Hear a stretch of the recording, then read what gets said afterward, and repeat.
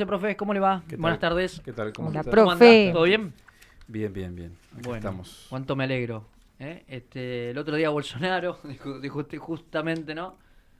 Ahora Cristina Fernández de Kirchner. Llegué yo y habló Bolsonaro, ahora Sí. llego, habla Cristina. Qué bárbaro, Sí, profe. sí, sí. Bueno, así. vamos y venimos. Profe, ¿por dónde quiere comenzar? Cuénteme. Bueno, en realidad hay varias cuestiones en el mundo Ujú. que han sucedido y están sucediendo.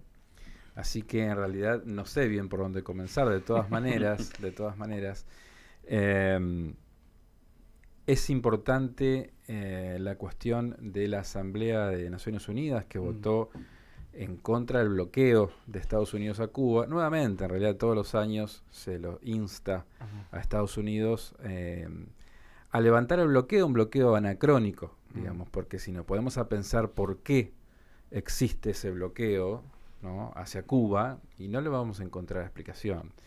En su momento, bueno, fue un bloqueo por el establecimiento de un régimen comunista en la isla, pero esto ya pasó muchos años, terminó la Guerra Fría, terminó el comunismo prácticamente, porque si bien en la isla en la isla de Cuba y en China podríamos decir en realidad, bueno, esto es para tomarlo también con pinzas, ¿no?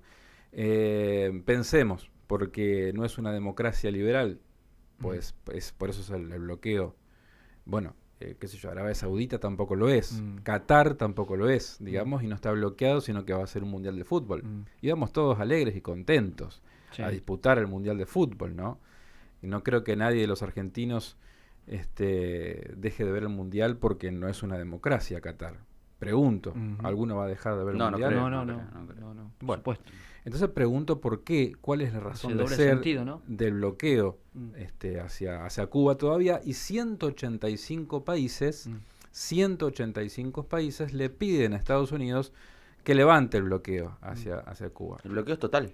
No es total, es parcial. De todas maneras, aunque sea de una sola cuestión, igual no hay razón, no debería haber motivo para entender, profe, para bloquear sí, a Cuba, ¿no? Para entender qué implica este bloqueo parcial para los hermanos Cuestiones cubanos. Económicas, dificultad para encontrar insumos, un montón de cuestiones que le hacen más difícil la vida a Cuba, pero que lo demostró que ha podido subsistir durante tantos años, ¿no? Desde el 59 hasta esta parte, imagínese, 40, 22, 63 años, digamos. ¿Cómo se rompen la ropa algunos países con los derechos humanos, etcétera, y sin embargo, teniendo la posibilidad de levantar de diferentes bloqueos para hacerle más fácil precisamente la vida a las y los cubanos en materia de insumos, ¿no?, medicamentosos? Qué extraño, ¿no? No, además, creo yo que, a ver, si nos ponemos a pensar respecto a lo que es el capitalismo, siempre ha sido mejor para el capitalismo tener contacto y no bloquear, digamos, porque contagia, digamos, claro, un poco, ¿no?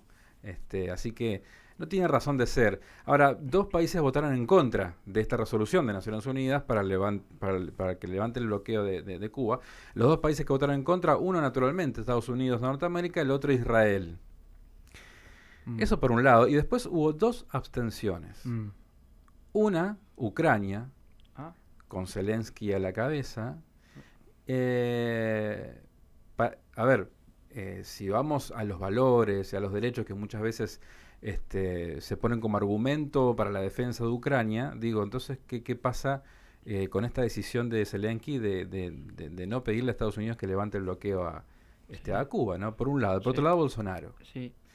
Estos fueron los 2 únicos líderes en el mundo que se abstuvieron. Después están los otros que se opusieron, como Israel y Estados Unidos. Ahora, mirá qué interesante también aportar a esto, profe. Estados Unidos, ¿cómo puede interpretar esa abstención? Porque la abstención es, yo miro y no voy por la positiva ni por la negativa. Yo te estoy ayudando, dirá Washington a Ucrania. No, la abstención en realidad lo tiene que ver de manera positiva. Porque en realidad debería haber votado a favor de que Estados Unidos levante el bloqueo. Okay. Al no votar a favor, digamos, es un guiño hacia Washington por los favores que Washington le está haciendo a Zelensky. Digamos, dice, me quedo callado. Eso, no claro, eso por un lado. Y por otro lado, lo de Bolsonaro en realidad tiene otra cuestión que tiene que ver con la relación de Bolsonaro con el comunismo. Claro. Digamos, puede ser fervientemente anticomunista y estar en contra de los Castro, bueno, etcétera, etcétera. Bueno, ¿no? estamos claros que es una votación de índole partidaria y no Bueno, pero ¿no podría haber votado en contra Bolsonaro? Que no se levante. Sí, bueno, habría que preguntarle a Bolsonaro por qué no votó en contra. Digo, como Israel, por ejemplo. Israel también lo hace, en realidad, como un favor hacia los Estados Unidos, digamos, ¿no? Y también por el apoyo al pueblo palestino que le da Cuba y otros países, digamos, entre comillas, de izquierda, ¿no? Entonces, ese es como están alineados Estados Unidos e Israel. ¿Lula cómo hubiese votado? No, a favor, no, por supuesto. A favor de que se levante eso el bloqueo. para entender la un poco, diferencia, profe. las claro. diferencias. Claro, sí, por que supuesto. son miradas partidarias y no miradas de Estado, ¿no? Hubo elecciones en Israel, ganó Netanyahu, vuelve al poder con su partido Likud, que es, digamos, la extrema derecha de Israel. Esta cuestión no la puedo tomar como positiva, en el sentido de que, por ejemplo, hace poquito, y lo hemos dicho aquí, se ha firmado un acuerdo entre Israel y el Líbano para la demarcación de su frontera marítima, y se pusieron de acuerdo en la explotación del gas en el mar, digamos.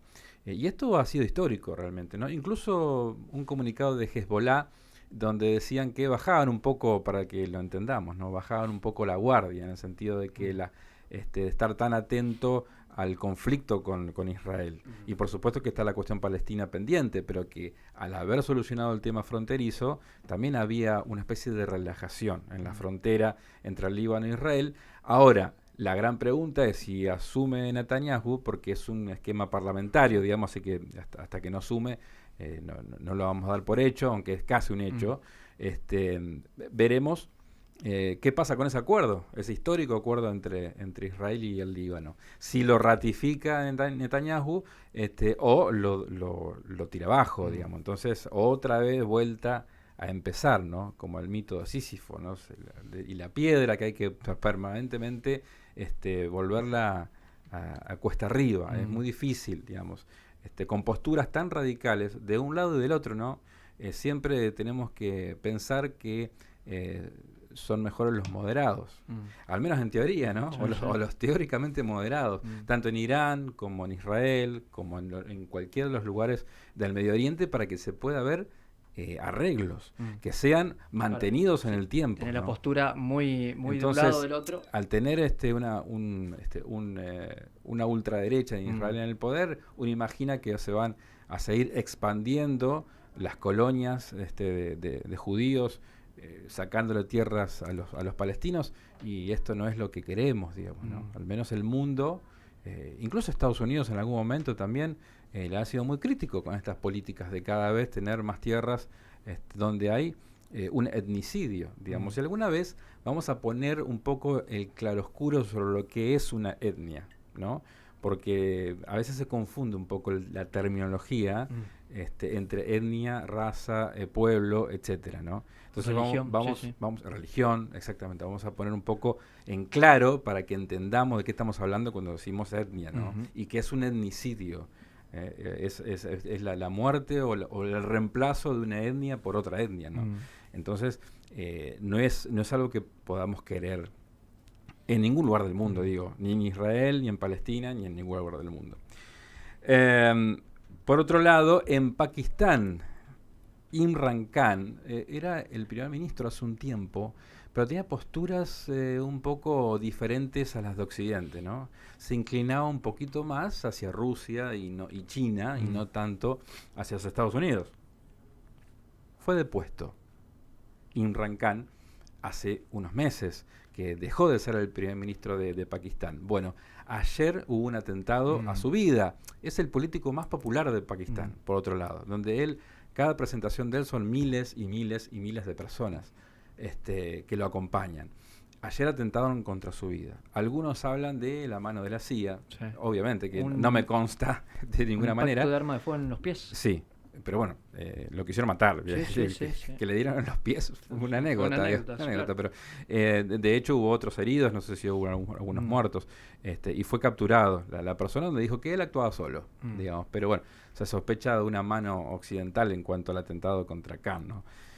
Así que una situación bastante compleja en el mundo, y con todos, a mí me gusta también ir para que la gente vaya viendo en distintos lugares del mundo cómo se van moviendo, ¿no? Mm. Los distintos poderes, por ejemplo, lo que pasa con Cuba, el bloqueo con Cuba, lo que pasa en Naciones Unidas, qué pasa en Israel, qué pasa en Pakistán, ante las posturas que tienen los líderes, favorables o no a distintos sectores de esta disputa por el poder mundial que siempre me gusta hablar, ¿no? Muy bien, muy bien.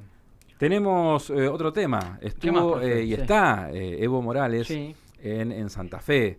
Se lo vio también en la cancha de Colón. Hasta pateando mañana, penales. en teoría. Estuvo en la feria y está en la Feria Nacional Popular. Así que tuvo algunas palabras. Se presentó un documental sobre el regreso de Evo, donde bueno se cuenta un poquito qué es lo que pasó en Bolivia con su gobierno, qué pasó con la denuncia de fraude en cuanto a cuando fue reelecto, el golpe de Estado, digamos, Yanina Áñez, todo lo que ha pasado, y después finalmente el triunfo en primera vuelta y de manera demoledora de Lucho, como le gusta decirle a él, Lucho Arce, ¿no? Que es el actual presidente de Bolivia. Y que una de las cuestiones que él plantea justamente es que el golpe de Estado a él se lo dan por el manejo de la cuestión del litio, ¿no? Ustedes saben, el litio es un mineral que es vital para poder producir las baterías. Las baterías con que nosotros usamos los celulares, las notebooks, y lo que se va a usar para las baterías, o se usa para las baterías de los autos, eléctricos me refiero, ¿no? Lo que se viene, digamos, la cantidad de producción de autos eléctricos. Entonces, lo que él propuso e hizo en Bolivia es la nacionalización de los recursos naturales estratégicos, fundamentalmente lo que es hidrocarburos y el litio. ¿Esto significa que es todo estatal? No. O sea, el Estado controla la producción de litio. Puede haber empresas privadas participando, pero se llevan un porcentaje menor. Antes era al revés. Digamos, la mayor parte de las ganancias por la explotación de litio se la llevaba las empresas extranjeras y algo, creo que un 14 o un 18% quedaban para Bolivia. Bueno, lo que él hizo fue invertir la relación, ¿no? Que la mayor parte del capital quede en Bolivia y sí una pequeña porción pueda llevarse las empresas extranjeras. Es un modelo que se está repitiendo en México. Con López Obrador, los mayores productores y exportadores de litio está Chile, Bolivia y Argentina, en una misma cuenca, si se permite el término, no sé si exactamente sería el término, o yacimiento, no sé cómo será exactamente el término, y México también tiene mucho litio. En México han visto qué ha hecho Evo Morales en Bolivia y ha replicado el esquema y se ha creado una empresa estatal que va a ser el encargado de coordinar la explotación y la exportación de litio de México, con participación extranjera también y capital privado, por supuesto, no es todo estatal, digamos, pero sí que controlen ellos este recurso estratégico. Sí. Y lo ha dicho Evo Morales, es el futuro próximo de América Latina si queremos progresar y también no depender tanto de la exportación de materias primas, sino la producción de baterías aquí en América Latina y la exportación de la batería, digamos, ya hecha. Bueno, es clave este recurso para América Latina, el litio. Habló mucho de eso y fue una de las explicaciones que dio por lo cual él fue objeto de un golpe de Estado, porque cuando el jefe del ejército viene y te dice, Pipa, señor Pipa, presidente Pipa, le sugiero que renuncie. Sí, claro. En mi barrio le decimos golpe de Estado, digamos, por supuesto, ¿no? Me estás, claro, me están mandando a mi casa, claro, sí. Exactamente. Bueno, habló por supuesto su periplo, como él primero se fue a México porque aquí gobernaba Mauricio Macri, que no reconoció que haya sido un golpe de Estado. Sí, de hecho, en su momento, recordemos, en aquellos días, los famosos pertrechos, que se llegó a la embajada allí, Argentina en Bolivia, y entonces alegan los exfuncionarios macristas que mandaron esos elementos para salvaguardar precisamente la embajada. Después, sí, son elementos represivos, digamos, para la policía. Desde Bolivia se dijo que llegaron desde Ecuador elementos de esas características y desde Argentina para la represión del pueblo boliviano, ¿no? La cuestión días bravos para Evo Morales, que salvó su vida en México y después, una vez que Alberto Fernández triunfa en las elecciones en Argentina, viene a ser Argentina, pasa 11 meses aquí en nuestro país y finalmente Alberto lo acompaña hasta La Quiaca y ahí cruza Bolivia y regresa a su país, ¿no? En un periplo Bueno, y dice, a ver, la cuestión de la denuncia sobre fraude que supuestamente realizó Evo Morales, dice, sin embargo, Arce, que es su candidato, del MAS, del Movimiento Socialismo de Bolivia. Era su ministro de Economía en su Era su momento. ministro de Economía, exactamente. Gana en primera vuelta de forma demoledora, Sí. digamos, con el 54% de los votos en Bolivia. Por lo tanto, dice, no creo que haya tanta diferencia, ¿no? ¿Qué es de la vida de Yáñez? En su Está momento. Todavía... ¿Está detenida? Sí. Ah. Así que bueno, respondiendo... Debió llamar a elecciones en su momento. Sí. Y no lo hizo. Demoró, digamos, el Sí. llamado a elecciones. Sí.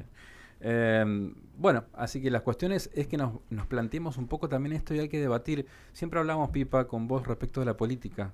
¿Qué es lo que se... A ver, ¿de qué hablamos? Por ejemplo, hablamos de Bullrich cuando le dice te voy a romper la cara. Sí. ¿Queremos esa política? ¿O queremos la discusión en realidad de qué es lo que le conviene a nuestro país? La ley de humedales, yo te escuchaba hoy.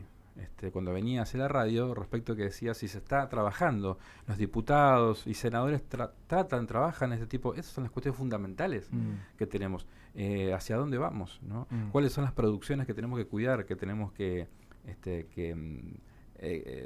darle prioridades, por ejemplo, ¿no? Eso, hacia dónde va el país, y después la coordinación con los otros países en América Latina fundamentalmente, después ojalá con todos los países del mundo, pero digo, por lo menos con nuestros hermanos latinoamericanos. Ahora, ¿Cómo podemos coordinar Sí.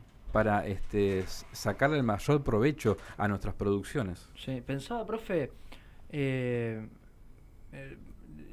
no estoy hablando desde el punto de vista proselitista, sino ahí hay un dato fáctico que es que cuando gobernó Evo Morales en Bolivia, hubo bonanzas allí en Bolivia, modificó un montón de cosas. Están los números. Sí, es incontrastable. Uno puede no caerle bien a Evo Morales, y por supuesto que a cada uno puede no cada uno tendrá su pensamiento. Sí, por supuesto, y además la cuestión también, un poco de empatía y ese tipo de cuestiones, ¿no? Pero yo los invito a que miren los fríos números de Bolivia. Y además, profe, me parece que es sustancioso soslayar una persona que llega a la presidencia de origen aborigen, digo, con todo lo que eso implica. Y él hace una verdadera revolución en ese sentido, ¿no? Y lleva la palabra a Latinoamérica en ese marco. Una de las cosas que dicen, a mí no me perdonan ser indio. Eso es lo que dicen, ¿no? Que decían, en 6 meses este indio va a dejar el gobierno, no va a poder ser presidente de Bolivia. Y después decían, hay que hacer algo porque al indio no lo sacamos más, decían, ¿no? Los opositores. Y está esa anécdota cuando se encuentra con Macri, ¿no? Que Macri le dice, ¿cómo haces para tener tanto crecimiento en tu economía? Entonces le dice, lo que tenés que hacer es nacionalizar los recursos. Y Macri se dio media vuelta y se fue porque no está dentro de sus pensamientos, digamos, ideológicos. Por eso también tenemos que debatir, y yo pido por favor que debatamos esto, porque si no nos podemos equivocar. Yo no digo que está la razón en un lado o en el otro, debatamos. Pongámoslo porque sobre la mesa. Tenemos una persona como Milei, por ejemplo, donde habla siempre mal del Estado, donde nos dice que no tiene que haber Estado. Pero yo soy como analista internacional, encuentro que Noruega tiene, el Estado de Noruega es quien controla la explotación de petróleo, que Noruega lo tiene en el mar, donde Noruega, hasta hace 25 años atrás, su economía se basaba, ¿saben en qué? En el bacalao y el turismo. Mirá vos, en procesar eso, mirá. El bacalao y el turismo en la Noruega, nada más. Es decir, y hoy es uno de los países más ricos del mundo, porque ellos controlan el petróleo que extraen y que comercializan, que lo hacen, por supuesto, en coordinación con capitales privados. Sí, por supuesto. Sí. No es el 100% estatal, no hablamos pero fiscaliza el Estado. Pero por supuesto, y lo hace Noruega. No estoy poniendo de ejemplo a Bolivia, que por ejemplo también es un ejemplo que lo que ha hecho con el litio. Entonces, ¿cuál es el tema del Estado? ¿El Estado puede hacer desastres? Sí, por supuesto que puede hacer desastres. Puede estar mal manejado. Pero intrínsecamente esto no es negativo. Entonces, por eso hay que ver bien qué es lo que escuchamos y qué compramos. Si uno mira a Brasil, profe, a la política, ¿no? Si uno mira a Brasil, los brasileños no se han enamorado en su historia de empresas privadas. No. Ellos tienen una política de Estado en ese sentido, ¿no? Donde defienden mucho las cuestiones públicas. Por supuesto. Sí. Y ahí te puedo nombrar empresas digamos, Sí, brasileñas sí, que sí. han sido un éxito. Y lo es, qué sé yo, Embraer, por ejemplo, ¿no? Tenemos los aviones. Como a lo largo del tiempo nos han superado en cosas que Argentina era líder. Por ejemplo, en la cuestión de la producción de aviones. Argentina llegó mucho tiempo antes que Brasil. El desarrollo nuclear, un montón de cuestiones que Argentina le llevaba al Brasil varias cabezas, para hablar en términos, Sí. qué sé yo, hípicas, digamos. Pero hoy en día no es así, porque hubo un retroceso. Y Argentina abandonó un poco todo el desarrollo nacional que tenía, ¿no es cierto? ¿Qué pasó con la fábrica militar de aviones de Argentina? En los 90, de la mano de Menem, que muchos hoy lo vanaglorian a Menem, se la regaló a Lockheed Martin, la empresa norteamericana, Lockheed. ¿Y qué hizo Lockheed? La cerró. No, el proceso de descapitalización fue tremendo. En la República Argentina, en los años 90, ¿Qué fundamentalmente. pasaron con los ferrocarriles? Sí, claro. O nos olvidamos de Sí, eso. claro. Entonces, bueno, es el debate que tenemos que tener cuando hablamos de política. A ver, tenemos un político acá, ¿qué pensás del rol del Estado, la economía? ¿Cuáles son los puntos claves de la economía argentina? ¿Qué pasa con el transporte? Bueno, un montón de temas. El medio ambiente, la hidrovía. El medio ambiente, claro, exactamente. Definiciones. Sí. Es raro que te tiren definiciones concretas. Generalmente son todas cosas, nos importa el país, lo hacemos por la comenté gente. que estoy leyendo ¿Para qué? ¿Para qué? ¿Para qué? No, digo, sí, el libro. Le comenté. El libro. Sí. Bueno, si uno mira ese libro, Sí. que después lo vamos a tratar de comentar en algún momento, Sí. no hay grandes definiciones en ese sentido. De una persona que fue presidente, Mauricio Macri, donde uno podría encontrar en algún párrafo hacia dónde va su pensamiento. Y la verdad que no hay mucho de lo general. Y claro que todo el mundo quiere terminar con el hambre, todo el mundo quiere terminar con las desigualdades. Claro, las cuestiones generales. Es muy genérico. Sí, pero sí, ¿cómo sí. se lleva adelante? ¿Cómo se hace? Bueno, yo creo que en su visita, y ahí te lo engancho, profe, Evo Morales dice, bueno, lo que yo hice es nacionalizar, lo que yo hice es transferir los recursos del Estado a las intendencias para que vaya todo al terreno, lo que yo hice es ponderar la educación. Y bueno, me parece que eso son políticas de Estado, que debemos, ¿no? Con matices, obviamente, porque no es lo mismo Bolivia que Argentina, que Paraguay, Chile. No, seguro. Con no. matices, llevar adelante. O cuando yo comparo, por ejemplo, cuando lo cito a Noruega, ¿viste? Muchos me dicen, claro, no compares Noruega con Argentina. No, yo no, a ver, no es una cuestión de comparar ni la cultura, ni... Lo que digo es que se pudo de determinada manera, y discutamos eso, discutamos el rol del Estado respecto a la economía, por ejemplo, ¿no? Entonces, hay un modelo que funcionó, tanto en Europa como en América Latina también, porque de hecho el modelo boliviano ha dado buenos resultados. Sí.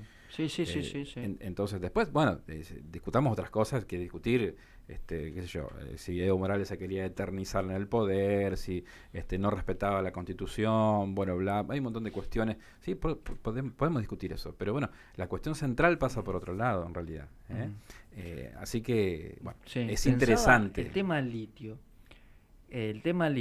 Empresarios y empresarias muy cercanos a Sergio Massa que están explotando eso.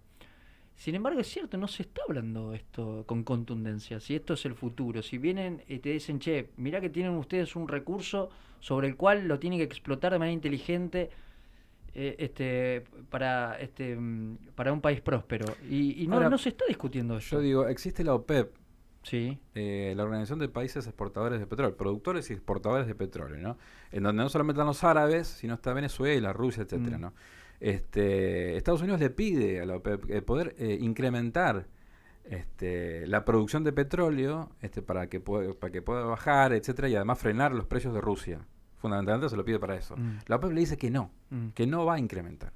Es más, que va a desacelerar la producción de petróleo. A Estados Unidos se lo dice. Fuerte. Es decir, ahora los países productores de litio, no pueden tener una herramienta común. Lo que decía desde México, ¿no? Decían, el problema es la legislación de los distintos países, están un poco contrapuestas, ¿no? Habría que internamente cada país tener una legislación que sea similar, tanto en Chile como en Argentina, en Bolivia y en México, para poder coordinar acciones. Entonces, a ver, ¿qué pasa con los legisladores? Diputados, Sí. ¿están trabajando sobre esto? Sí. ¿Se dieron cuenta de esto? Que esto es el futuro, que esto es el futuro de la Argentina y de la región. El futuro no es las PASO, la boleta, bueno, la boleta única de papel es un Para ellos, sí. esquema muy interesante, pero digo, hay temas Otro tema. Pero nos quedamos en el barrio. Sí. Lula. Sí. Lo he leído en otros idiomas, no lo he leído en español.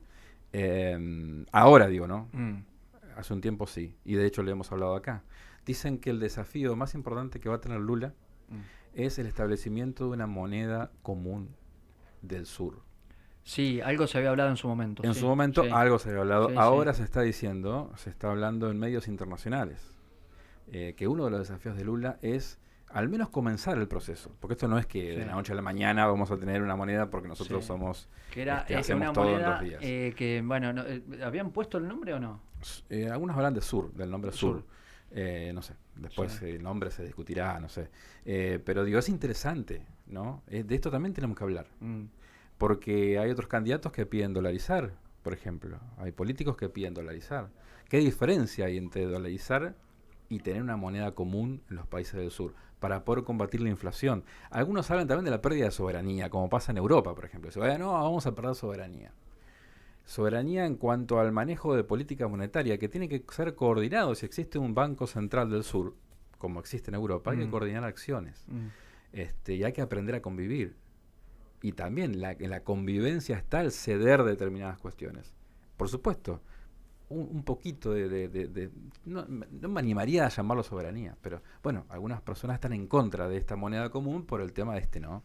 De que uno ya no tiene determinadas herramientas porque ya tiene que compartirlas con nosotros. ¿Esa moneda es para hacerle frente al euro y al dólar? O por lo menos para que sea más flexible para nosotros. Para fortalecer la región, para combatir la inflación. No es que no hay inflación, pero sí se frenan procesos inflacionarios tan altos como los nuestros, ¿no? En Europa, por ejemplo, estuvimos hablando los otros días y les traje los números de la inflación en Europa, que esto es histórico, digamos, un 10% en Alemania, por ejemplo, una locura, en Lituania un 25% de inflación. Además están subiendo las tasas ahora. Por supuesto, pero digo, no es que va a desaparecer por completo, pero sí puede menguar muchísimo. Y además es un modelo fenomenal de estar parado frente al mundo de otra forma. No me parece que por ahí va la cosa, pero bueno, es muy subjetivo, por supuesto, ¿no? Cada uno aportará al debate, ojalá. Pero es lo que hablábamos hace minutos, ¿no? Me gustaría saber otras cosas. La verdad que se pierde demasiado tiempo en este país hablando sobre determinadas cosas, y no se habla sobre hacia dónde vamos. Pero ¿sabes por qué, profe? Me da la sensación que, o lo que dan a entender, que lo importante no es lo que pasa, sino lo que les pasa a ellos, a las personas. Y no a las personas, sino a ellos, justamente, a las figuras políticas. No nos olvidemos que vinieron con este trinomio, con esta fórmula, a solucionar los temas a la gente, y hoy vemos que están todos peleados. Y vamos a ver en un rato, seguramente el lunes vamos a desmenuzar las palabras de Cristina, porque se va a hablar en los medios de comunicación todo este fin de semana, seguramente, depende de lo que diga, ¿no? Pero da la sensación que estamos ante una comentarista de la realidad. Cristina, usted es parte del gobierno, no nos olvidemos de eso. Usted, Axel Kicillof, el Cuervo Larroque, Máximo Kirchner, porque si no pareciera que quien gobierna hoy es Alberto y que haga lo que quiera, ¿no? Sí, que cayó en un paracaídas a la presidencia de la nación. Que cayó producto del Espíritu Santo, qué sé yo. Sí, tal cual. Pero que fue una casualidad y en realidad es una estrategia política de Cristina Fernández. Claro, es una estrategia política de Cristina. Además, en su momento puso a Alberto Fernández y la garante de todo esto era ella. Bueno, hoy hace rato que está intentando despegarse, ahora quiere hacerlo. Vamos a ver si lo expresa con contundencia. Bueno, ahí está mostrando datos, a ella le gusta las filminas. Vamos a ver si... Como Alberto. Claro. Dice... claro, está hablando... Ella recurre a su gobierno, ¿no? Está hablando de cómo estaban los salarios en 2015 y cómo está ahora, ¿no? Y un poco lo que habló una de las personas que les tocó abrir allí este plenario de la Unión Obrera Metalúrgica, que hablaba de que antes el sueldo promedio era de 2.300 a 4.000 dólares, hoy es $1.000. Bueno, hay una pulverización notable. A ver, ¿me lo das medio minutito más, Patito? Dame, Patito, medio minutito más, así nos retiramos a ver qué está diciendo la doctora. Escuchemos. Se oye a los trabajadores que el salario es igual a la productividad. Miren, no es así hoy en la República Argentina. Esa diferencia es la renta extraordinaria que está tomando el capital hoy en la República Argentina. Bueno, el lunes vamos a analizarlo con detenimiento. Profe, gracias. No, por favor. Gracias por venir.